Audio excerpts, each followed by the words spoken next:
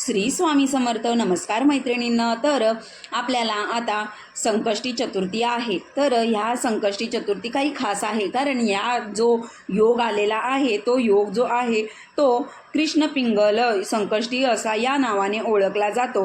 तर ही जी चतुर्थी आहे ती आपल्याला 3 तारखेला सकाळी 11:20 सुरू होणार आहे आणि त्याची समाप्ती 4 जुलै दुपारी 12:39 होणार आहे. आणि म्हणूनच या चतुर्थी व्रत 3 जुलै रोजी म्हणजेच शुक्रवारी केले जाणार आहे आणि या दिवशी चंद्रोदय होणार आहे. तो रात्री 9:53 असणार आहे. तर 9:53 वाजून चंद्रोदय म्हणजे चंद्रदेवाची पूजा करायची आहे. गणपती बाप्पांची आरती करायची आहे आणि नैवेद्य दाखवायचा आहे. तुम्हाला हे व्रत सोडायचे असेल तर या व्रताचे शुभ फळ आणि हे प्राप्त होते. तर हिंदू धर्मात चतुर्थी व्रत अत्यंत मोठे आणि धार्मिक महत्त्व आहे.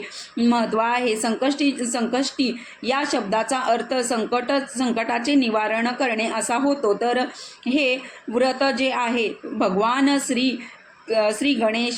गणेशांना समर्पित केले जाते. यामुळे या व्रत केल्याने करणाऱ्या व्यक्तीच्या जीवनामध्ये सर्व अडचणी ज्या असतात त्या एवढेच नाही तर गणपती बाप्पांचा विघ्नहर्ता बुद्धी आणि यश प्राप्तीचा देवता मानला जातो. म्हणूनच या दिवशी आपण काही खास मुलांसाठी प्रभावी असे उपाय करणार आहोत.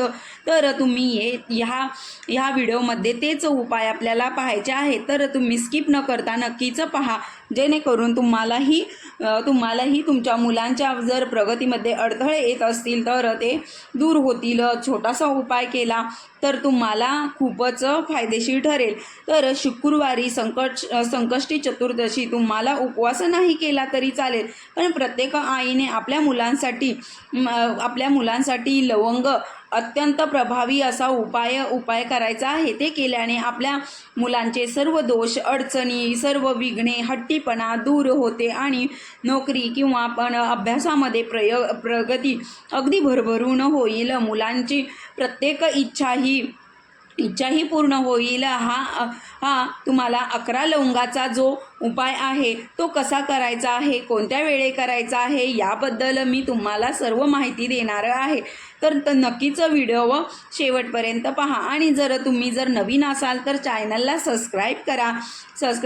तर आणि गणपती बाप्पा किंवा गणपती बाप्पा मोरया असं तुम्ही कमेंट बॉक्समध्ये लिहा. तर चला मग आपण आता काय करायचे आहे. तर चतुर्थीच्या दिवशी म्हणजेच शुक्रवारच्या दिवशी आहे. तर सकाळपासून अगदी सायंकाळपर्यंत जेव्हा तुम्हाला जमेल तेव्हा केव्हाही तुम्ही करू शकता. 11 लवंगाचा उपाय आपल्या मुलांसाठी करायचा आहे. जो उपाय मी तुम्हाला सांगणार आहे तर तो अत्यंत प्रभावी असा उपाय आहे. ते केल्याने तुमच्या मुलांच्या जीवनातील सर्व समस्या गणपती बाप्पा विघ्नहर्ता मोडून टाकेल. तर या दिवशी मुलांसाठी हा उपाय केल्याने त्यांच्या आयुष्यातील विघ्न संकटे दूर होणार. एवढेच नाही तर गणपती बाप्पा हे बुद्धी आणि ज्ञानाचे प्रतीक आहे. म्हणूनच मुलांसाठी हा उपाय केल्याने मुलांची बुद्धी, ज्ञान, विविध कलांमध्ये निपुणता प्राप्त होईल. त्यामुळे त्यांचे अगदी लहानपणापासूनच ते मोठ्यापर्यंत हा उपाय करू शकता. तर मुले आणि मुली या दोघांसाठीही तुम्ही हा उपाय करू शकता. तर गणपती म्हणजे चतुर्थीच्या दिवशी मंगलमूर्ती गणरायाचा आहे. तर भक्तांना इच्छा पूर्ण करून त्यांना सद्बुद्धी देतात, अडचणी दूर करतात. बुद्धीचा देवता आणि विघ्नहर्ता म्हणून आपण श्री गणेश बाप्पाची आराधना या दिवशी करत असतो. तर पुराणात आणि शास्त्रानुसार या दिवशी काही खास उपाय जर आपण केले तर त्याच्यामध्ये म्हणजे आपण जर मुलांसाठी करत असेल तर मुलांच्या प्रगतीमध्ये यश येईल, कामात यश मिळेल, भरभरून यश मिळते, मुले अभ्यासाला लागतात, मनासारखी नोकरी मिळते, असे खूप काही प्रगती होत असते. जर तुम्ही कुठलीही इच्छा मनात धरून जर तुम्ही संकष्टीचे व्रत केले तर तीही इच्छा पूर्ण होते. तर मुलांसाठी हा उपाय आपल्याला करायचा आहे. शिक्षणाच्या असो किंवा त्यांच्या नोकरीबाबत असो. तर तुम्हाला एखादी परीक्षा असेल तर त्या परीक्षेसाठी तुम्ही हा उपाय केला तरी चालेल. अभ्यासामध्ये प्रगती होत नसेल किंवा मुलांचे लक्ष लागत नसेल अभ्यासामध्ये तर तुम्ही हा उपाय अतिशय साध्या सोप्या पद्धतीने करायचा आहे. तर सर्व दोष संकट विघ्न अडचणीसुद्धा दूर होतात. म्हणूनच आपल्याला हा उपाय करायचा आहे. तर तुम्हाला शुक्रवारी सकाळी लवकर उठायचं आहे. उठून स्वच्छ स्नान करून घ्यायचं आहे. अंघोळीच्या पाण्यात तुम्हाला जर शक्य असेल तर तुम्ही गंगाजल वगैरे टाकून आपण स्वतः अंघोळ करायची आहे. त्यानंतर घरात साफसफाई करून आपण गणपती बाप्पांची मूर्तीला अभिषेक करायचा आहे. जर तुम्हाला शक्य असेल तर गणेश अथर्व शीर्षाचं पठण करायचं आहे. अभिषेक केल्यानंतर ते पाणी आपण तीर्थ म्हणून सर्वांना घरातल्या आणि त्या मुलाला पण आपण द्यायचं आहे पाणी. तर पाणी जर कोणी घेत नसेल तर ते तुम्ही माठामध्ये टाकू शकता. फक्त एवढंच लक्षात ठेवायचं आहे की ते पाणी फेकलं जाणार नाही. तर बघा आता गणपती बाप्पांची छानशी पूजा करायची आहे. हळदी कुंकू अक्षदा फूल जास्वंदीचं असेल तर चालेल. दुर्वा वगैरे सर्व आणून तुम्ही हे पूजा करायची आहे. अर्पण करायचे आहे. धूप दीप नैवेद्य दाखवायचा आहे. नैवेद्य आपण गुळ आणि खोबऱ्याचा दाखवायचा आहे. तर सकाळच्या वेळेस आपण गुळ खोबऱ्याचा, कारण उपवास असतो त्यामुळे आपण गुळ खोबऱ्याचा नैवेद्य दाखवायचा आहे. तर तुम्ही हा उपाय कधीही करू शकता. देवघरामध्ये म्हणजेच गणपती बाप्पासमोर तुम्ही एक दिवा प्रज्वलित करायचा आहे. त्यानंतर उपाय करायचा आहे. उपाय करण्यासाठी तुम्हाला 11 लवंगा लागणार आहे. तर त्या 11 लवंगा जे आहेत त्या आपण कुठूनही तुटलेल्या नसाव्यात, व्यवस्थित चांगल्या असाव्यात.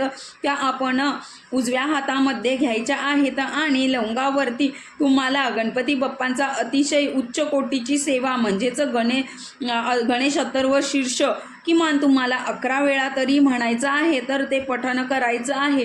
तर शेवटी एकदा फलश्रुती म्हणायची आहे. प्रत्येक वेळी फलश्रुती म्हणायची गरज नाही आहे. तर तुम्हाला हा जर उपाय खूप मोठा वाटत असेल तर तुम्ही गणपती बाप्पांचं जे गणेश स्तोत्र आहे ते तुम्ही 11 वेळा म्हणलं तरी चालेल. पण शक्यतो तुम्ही गणेश अथर्व शीर्ष जर म्हटले तर ते बुद्धीला चालना देणारे असते. म्हणूनच तुम्ही गणेश अथर्व शीर्षाचं पठण करायचं आहे. मनोभावे गणपती बाप्पांना प्रार्थना करायची आहे. आमच्या मुलांच्या आयुष्यातील काही समस्या असतील, संकटे असतील, नोकरी मिळत नाही, असे काही तुमचे अभ्यासात मन लागत नाही, हट्टीपणा असेल तर तुम्ही मनोभावे प्रार्थना करायची आहे. आणि गणपती बाप्पांना सांगायचं आहे की तुम्ही त्यांच्यावर लक्ष ठेवा. तर तुम्ही त्यानंतर आपण लवंगा ज्या आहेत त्या लवंगा घ्यायच्या आहेत आणि त्या लवंगा आपण देवघरामध्ये तशाच ठेवायचं आहे. दुसऱ्या दिवशी पुन्हा एक लवंग आपण हातात घ्यायचे आहे आणि एक वेळा आपण गणेश अथर्व शीर्षाचं पठण करायचं आहे. तसंच दुसऱ्या दिवशी दुसऱ्या दिवशीही गणेश अथर्व शीर्षाचं पठण करायचं आहे. असं तुम्ही 11 दिवस त्या मुलांना आपण लवंग खायला घालायचे आहे. जर लवंग खात नसेल तर तुम्ही एखादा गोड पदार्थ वगैरे करून तुम्ही त्याच्यामध्ये घालून त्याला खायला घालू शकता. किंवा तुम्ही भाताचा पदार्थ असं व्हेज काही पण पदार्थ करून त्याला खाऊ घालू शकता. तर तुम्ही असं हे 11 दिवस स्वतः करून द्यायचा आहे मुलांसाठी. हा उपाय केल्याने तुमच्या मुलांमध्ये सकारात्मक बदल घडून येतो आणि आयुष्यात त्यांची जी काही समस्या आहे ते होत्याचे नाही होते. म्हणून किमान तुम्हाला हे 11 दिवस लवंगाचा हा उपाय करून बघायचा आहे. तर तुम्ही ह्या लवंगा अशा द्यायच्या आहेत त्यांना खायला. तर तुम्ही ह्या अशा लवंगा 11 दिवसापर्यंत मुलांना द्यायच्या आहेत. तर तुम्ही हा उपाय केल्याने तुमच्या मुलांमध्ये अतिशय प्रगती होईल. आणि जर तुम्हाला सुतक वगैरे किंवा काही अडचण आली तर तुम्ही ते मुलांना ते खायला घालू शकता. तर त्यांना सांगावं की आपण हे खावं म्हणून असं पण करू शकतो. पण तुम्ही हे 11 दिवस कंटिन्यू हा उपाय करायचा आहे. जर तुम्हाला सुतक वगैरे आलं असेल तर तुम्ही ते तिथे स्टॉप करायचं आहे आणि नंतर पुन्हा आपलं सुतक ज्या वेळेला फिटते त्यानंतर आपण तो उपाय करायचा आहे. तर तो कंटिन्यू असा उपाय आपल्याला करून घ्यायचा आहे. तर हा अतिशय तुम्हाला इच्छित फल, मनोइच्छित फल देणारा, पूर्ण करणारा एकमेव गणपती बाप्पांचा मंत्र म्हणजेच मंत्रपठण करायचा आहे तुम्हाला. हा शास्त्रानुसार चतुर्थीपासून सलग तुम्ही 11 दिवस तुम्ही हा उपाय करायचा आहे. जप वगैरे करायचा आहे. मंत्रसिद्धी प्राप्ती होते. म्हणजेच मंत्राला ऊर्जा आणि तुमच्या पाठीशी गणपती बाप्पा उभे राहतात. म्हणूनच तुम्ही हा असा उपाय करून, श्रद्धेने उपाय करून तुमचे हे परिणाम तुम्हाला चांगले दिसून येतील.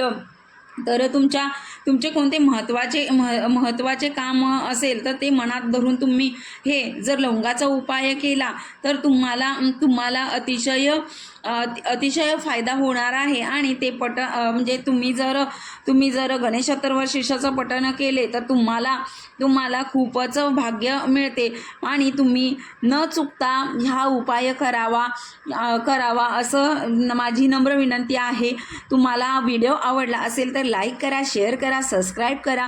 आणि जी काही झालेली सेवा आहे ती महाराजांच्या चरणी अर्पण करून आता आपण भेटूया नेक्स्ट व्हिडिओमध्ये. श्री स्वामी समर्थ. जय जय स्वामी समर्थ.